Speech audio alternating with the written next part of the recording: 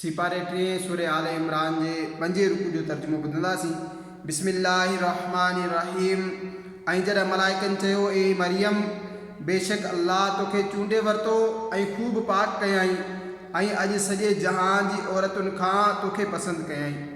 ए मरियम, पंहिंजे रब जे हुज़ूर अदब सां क़याम कर ऐं उन जे वास्ते सजदो कर ऐं रुकू वारनि सां गॾु रुकू कर।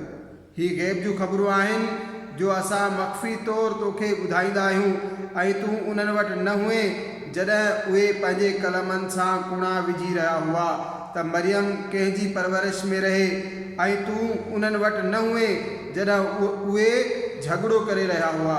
ऐं यादि करियो जॾहिं चयो मलाइकनि त ए मरियम, अल्लाह तोखे ख़ुशख़बरी ॾिए थो पंहिंजे तरफ़ां हिकु कलमे जी जंहिंजो नालो आहे मसीह ईसा, मरियम जो पुट, मुहांडरे वारो हूंदो, दुनिया ऐं आख़िरत ऐं कुर्ब वारो ऐं माण्हुनि सां ॻाल्हाईंदो पींघे में ऐं पकी उमिरि में ऐं ख़ासनि मां हूंदो। अर्ज़ु कयईं, ए मुंहिंजा रब, मूंखे ॿारु किथां थींदो? मूंखे त कंहिं इंसान हथ न लाथो। फरमायईं, अल्लाह ईअं ई कंदो आहे जेकी घुरे। जॾहिं कंहिं कम जो हुकुम फरमाए त उनखे ईअं ई फरमाईंदो आहे त थी वञ त उहो फ़ौरन थी वेंदो आहे। ऐं अल्लाह खे सेखारींदो किताब ऐं हिकमत ऐं तौरेत ऐं इंजील ऐं रसूल थींदो बनी इसराइल जे तरफ़ ही फरमाईंदे त मां तव्हां वटि हिकु निशानी आंदी आहे तव्हांजे रब जी तरफ़ां जो मां तव्हांजे वास्ते मिटीअ मां पखी जी शिकिल ठाहींदो आहियां, पोइ उन में फूक हणंदो आहियां त उहो फ़ौरन पखी थी वेंदो आहे अल्लाह जे हुकुम सां।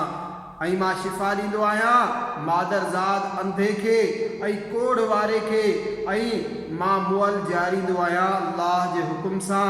ऐं तव्हांखे ॿुधाईंदो आहियां जेकी तव्हां खाईंदा आहियो ऐं जो कुझु तव्हां पंहिंजे घरनि में गॾु कंदा आहियो।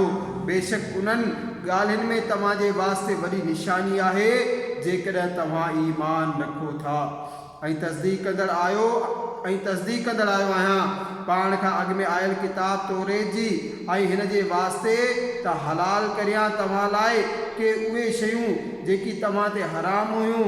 ऐं मां तव्हां वटि तव्हांजे रब जे तरफ़ां निशानी आंदी आहे त अल्लाह खां डिॼो ऐं मुंहिंजो हुकुम मञो। बेशक मुंहिंजो ऐं तव्हां समूरनि जो रब अल्लाह आहे। पोइ उन्हीअ जी इबादत करियो, इहा आहे सिधी वाट।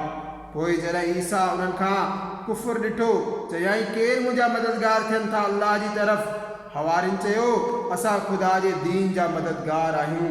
असां अल्लाह ते ईमान आंदो ऐं तव्हां शाहिद हुजो त असां मुसलमान आहियूं। ऐं असांजा रब, असां उन ते ईमान आंदो जो तो लाथो ऐं समूरा ऐं रसूल जा ताबे थियासूं। तूं असांखे हक़ ते शाहिदी ॾींदड़नि मां लिखी छॾ।